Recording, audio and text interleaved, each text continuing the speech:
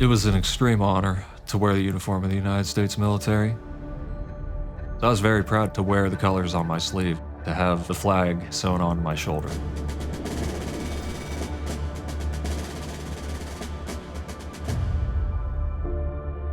My unit was deployed to southwest Baghdad. One day, there was a mortar attack, and mortars exploded no more than 10 feet to my right. I sustained a traumatic brain injury and developed post-traumatic stress disorder.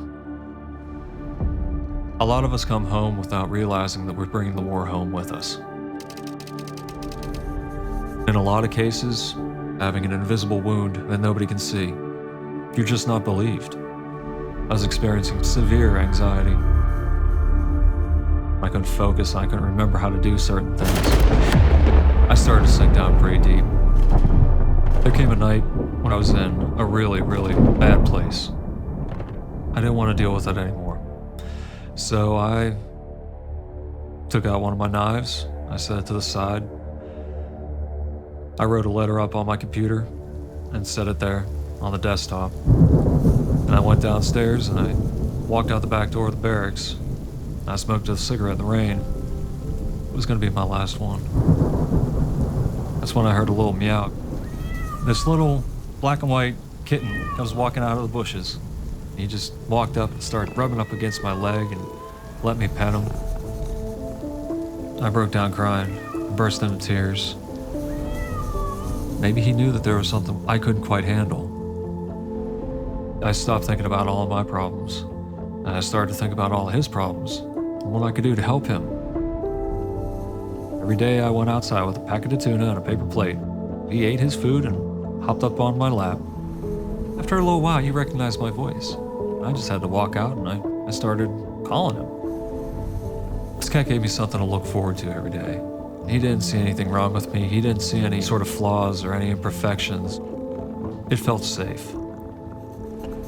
One day I got back after working. I started calling for him and there's no sign of him. When I found out that he wasn't around anymore, it devastated me.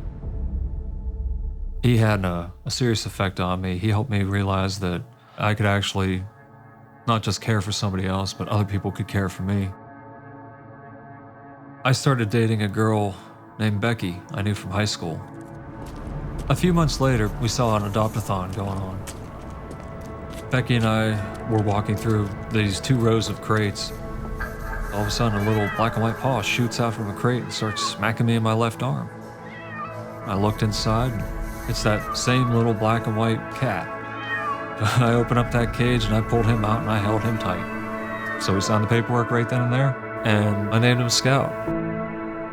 As the Army was proceeding on my medical discharge, I was spending more and more time with Scout. He's becoming much more of an integral part of my life. My girlfriend, Becky, was still living in Pittsburgh. Being that Pittsburgh was our hometown for both of us, it was not much of a decision to move back home. About a year later, we were married. After I moved in with Becky and her 3 cats, it was a big, happy family. It was a lot of fun, and Scott was there the whole time. He made me want to better myself. I got out on my bike more often. I stayed in pretty good shape. I ate healthy and quit smoking.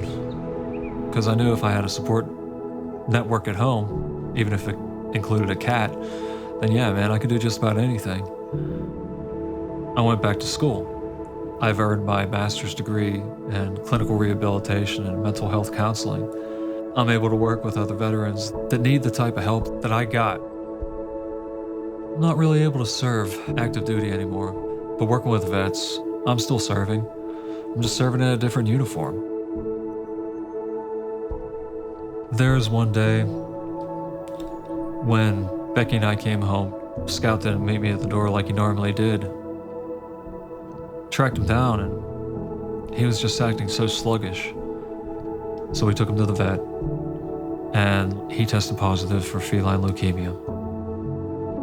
We were able to get Scott a transfusion, and that gave him about 2 weeks of time for us to spoil him. Until that night when he just could not catch his breath. We tried to take him to the vet. I sat in the back seat with him. And before we even made it across the bridge, he passed away in my arms. It hurt so much. Even before he was my cat, before he even knew me that well, he saved my life. He put me on a different path. He gave me the confidence to try to come back from all the adversity that I was feeling. I don't go a single day without thinking about him. I think about all the stuff that he has afforded me the chance to do. That little kitten helped me realize that I wasn't just a sack of damaged goods. Scott was my battle buddy. He saved me. All I did was the paperwork.